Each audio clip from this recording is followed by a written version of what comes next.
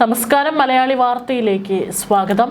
തളിപ്പറമ്പിൽ ഇടതുപക്ഷ സ്ഥാനാർത്ഥി പി.കെ. ശ്യാമള 8 നിലയിൽ പൊട്ടും. CPM-നുള്ളിൽ തന്നെ ശ്യാമളയ്ക്കെതിരെ അതിശക്തമായ വിമർശനവും ആക്ഷേപവും ഉയർന്നു കഴിഞ്ഞു. ഭർത്താവും CPM സംസ്ഥാന സെക്രട്ടറിയുമായ M.V. ഗോവിന്ദൻ സർവ്വസന്നാഹത്തെയും കളത്തിലിറക്കിയിട്ടും പാർട്ടി ഗ്രാമങ്ങളിൽ പോലും ആളനക്കമില്ല. ആന്തൂരിലെ വ്യവസായി സാജന്റെ മരണത്തിൽ പി.കെ. ശ്യാമളയ്ക്കെതിരെ ഗുരുതര ആരോപണങ്ങളുമായി മുതിർന്ന നേതാവും CPM ജില്ലാ സെക്രട്ടേറിയറ്റ് അംഗവുമായ T.K. ഗോവിന്ദൻ രംഗത്ത് വന്നതോടെ ശ്യാമളയെ നിഷ്പക്ഷമതികളായ വോട്ടർമാർ ശ്യാമളയുടെ സ്ഥാനാർത്ഥിത്വത്തെ ശക്തമായി വിമർശിക്കുകയാണ്. വനിതാ വോട്ടർമാരിലാണ് ശ്യാമളയ്ക്കെതിരെ ഏറ്റവും അധികം എതിർപ്പ് ഉയരുന്നത്. ആന്തൂർ സാജന്റെ മരണത്തിനിടയാക്കിയ വളരെ പ്രധാനപ്പെട്ട ചില രേഖകൾ ഓഫീസിൽ നിന്ന് കാണാതായിട്ടുണ്ടെന്നും അതിനൊക്കെ ഉപയോഗിച്ച ആളുകൾ ഇപ്പോഴും അവിടെ ഉണ്ടെന്നും T.K. ഗോവിന്ദൻ വാർത്താ സമ്മേളനത്തിൽ പറഞ്ഞിരുന്നു. പി.കെ. ശ്യാമള ആന്തൂർ നഗരസഭാ കക്ഷിയായിരിക്കെയാണ് പ്രവാസിയായ സാജൻ ആത്മഹത്യ ചെയ്തത്. സാജന്റെ മരണത്തിൽ ബന്ധപ്പെട്ടവർക്കെതിരെ നടപടി ഉണ്ടാകുമെന്ന് പറഞ്ഞ കാലത്താണ് തങ്ങളെ വേട്ടയാടുന്നതെന്നും അദ്ദേഹം കൂട്ടിച്ചേർത്തു. താൻ ചെയർപേഴ്സൺ കസാരയിൽ ഇരിക്കുന്നിടത്തോളം കാലം സാജന്റെ കൺവെൻഷൻ സെന്ററിന് പെർമിറ്റ് നൽകില്ലെന്നും ശ്യാമള പറഞ്ഞതിന് പിന്നാലെയായിരുന്നു ആത്മഹത്യ. അഹങ്കാരത്തിന്റെ ആൾരൂപമാണ് ശ്യാമളയെന്നും കണ്ണൂരിലെ ക്രൂര സഖാക്കളുടെ അതേ മനോവ്യാപാരമാണെന്നും പാർട്ടിക്കുള്ളിൽ മുമ്പ് തന്നെ വിമർശനമുണ്ടായിരുന്നു. അഹങ്കാരത്തിന്റെയും കൊടും ക്രൂരതയുടെയും ആൾരൂപമായ ഒരാളെ നിയമസഭയിലേക്ക് ആനയിക്കാൻ തളിപ്പറമ്പിലെ വോട്ടർമാരും സഖാക്കളും താല്പര്യപ്പെടുന്നില്ല. പാർത്ത ബിൽഡേഴ്സ് MD സാജൻ പാറയിൽ എന്ന പ്രവാസി നിക്ഷേപകൻ ആത്മഹത്യ ചെയ്യാനിടയായതിൽ അന്ന് ആന്തൂർ നഗരസഭ അധ്യക്ഷയായിരുന്ന സഖാവ് ശ്യാമളയുടെ പങ്ക് കേരളം മറന്നിട്ടില്ല.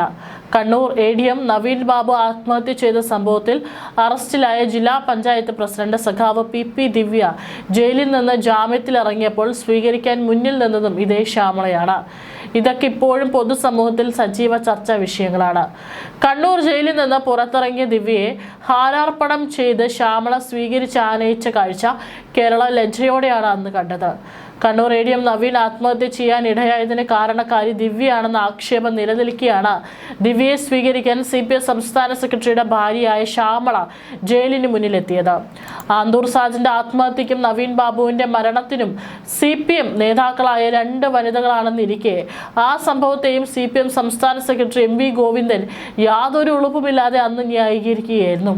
കണ്ണൂർ CPM ജില്ലാ സെക്രട്ടേറിയറ്റ് തന്നെ ശ്യാമളയെ തളിപ്പറമ്പിൽ മത്സരിപ്പിക്കുന്നതിൽ എതിർപ്പുണ്ടായപ്പോൾ M.V. ഗോവിന്ദൻ ആ നീക്കത്തെ വെട്ടിനിരുത്തിയാണ് ഭാര്യയ്ക്ക് സീറ്റ് ഉറപ്പിച്ചു കൊടുത്തതെന്നും പാർട്ടിക്ക് പുറത്തായ T.K. ഗോവിന്ദൻ ഇന്നലെ വിമർശിച്ചിരുന്നു.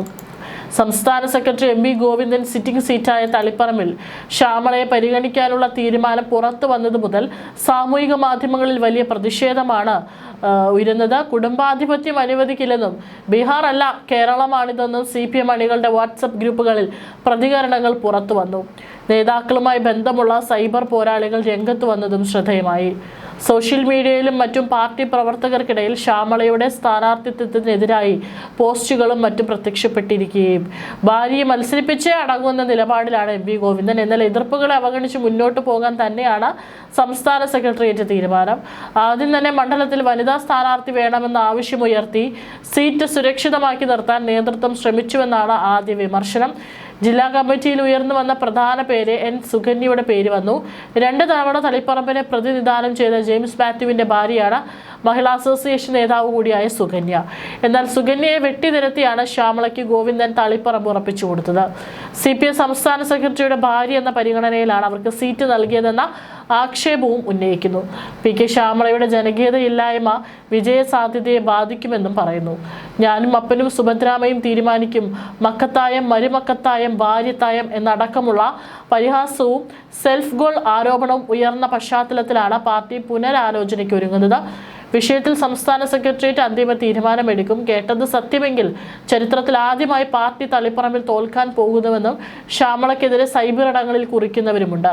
പി.കെ. ശ്യാമളയ്ക്ക് താഴെ തട്ടിലുള്ള അണികളുമായോ പൊതുജനങ്ങളുമായോ വേണ്ടത്ര ആത്മബന്ധമില്ലെന്നും അവരൊരു ജനകീയ നേതാവല്ലെന്നുമാണ് പ്രധാന വിമർശനം. ജനകീയനായ ഒരാളെ സ്ഥാനാർത്ഥിയാക്കിയില്ലെങ്കിൽ അത് പാർട്ടിയുടെ ജയസാധ്യതയെ ബാധിക്കുമെന്നും അണികൾ മുന്നറിയിപ്പ് നൽകുന്നുണ്ട്. കഴിഞ്ഞ ലോക്സഭാ തെരഞ്ഞെടുപ്പിൽ UDF സ്ഥാനാർത്ഥി K. സുധാകരൻ ഈ മണ്ഡലത്തിൽ 8000-ലധികം വോട്ടിന്റെ ഭൂരിപക്ഷം നേടിയതും വോട്ടിംഗ് രീതിയിൽ മാറ്റം വരുന്നതിന്റെ സൂചനയായി അണികൾ ചൂണ്ടിക്കാട്ടുന്നു. ഇത്തരം സാഹചര്യത്തിൽ PK ശ്യാമളയെ പോലൊരു സ്ഥാനാർത്ഥി വരുന്നത് മണ്ഡലം കൈവിട്ടു പോകാൻ കാരണമാകുമെന്നാണ് ഇവരുടെ മുന്നറിയിപ്പ്. PK ശ്യാമളയെ സ്ഥാനാർത്ഥിയാക്കുന്നതിൽ പാർട്ടിക്കുള്ളിൽ തന്നെ കടുത്ത എതിർപ്പുയർന്ന പശ്ചാത്തലത്തിലാണ് പാർട്ടി വിട്ട് സ്ഥാനാർത്ഥിയാകാൻ TK ഗോവിന്ദൻ തീരുമാനിച്ചത്. നിലവിൽ ഹാൻവീവ് ചെയർമാനാണ് TK ഗോവിന്ദൻ. മലപ്പട്ടത്ത് നിന്നുള്ള നേതാവാണ് TK ഗോവിന്ദൻ. നേരത്തെ ശ്യാമളയെ മത്സരിപ്പിക്കരുതെന്ന് കണ്ണൂർ ജില്ലാ കമ്മിറ്റിയിൽ എതിർപ്പ് ഉന്നയിച്ച നേതാവാണ് TK ഗോവിന്ദൻ. ഇക്കുറി തളിപ്പറമ്പിൽ മത്സരിക്കുമെന്ന് പ്രതീക്ഷിക്കപ്പെട്ട നേതാവായിരുന്നു അദ്ദേഹം. അരനൂറ്റാണ്ട് കാലത്തെ പാർട്ടി ബന്ധം TK ഗോവിന്ദനുണ്ട്. PK ശ്യാമളയ്ക്ക് ജനപിന്തുണയില്ലെന്ന് ചില പാർട്ടി നേതാക്കളും പ്രവർത്തകരും സോഷ്യൽ മീഡിയയിൽ ആരോപിച്ചിരുന്നു. കഴിഞ്ഞ ജില്ലാ കമ്മിറ്റി യോഗത്തിൽ PK ശ്യാമളയുടെ സ്ഥാനാർത്ഥിത്വം സംസ്ഥാന സെക്രട്ടറി MV ഗോവിന്ദന്റെ താൽപര്യപ്രകാരമാണെന്നും TK ഗോവിന്ദൻ ആരോപിച്ചിരുന്നു. അതിനിടെ അദ്ദേഹത്തെ അനുനയിപ്പിക്കാൻ CPM കണ്ണൂർ ജില്ലാ നേതൃത്വം നീക്കം നടത്തിയിരുന്നു. എന്നാൽ ഫലം കാണാത്ത പശ്ചാത്തലത്തിൽ TK ഗോവിന്ദൻ സ്വന്തം വഴിക്ക് പോകട്ടെ എന്നാണ് പാർട്ടി തീരുമാനം.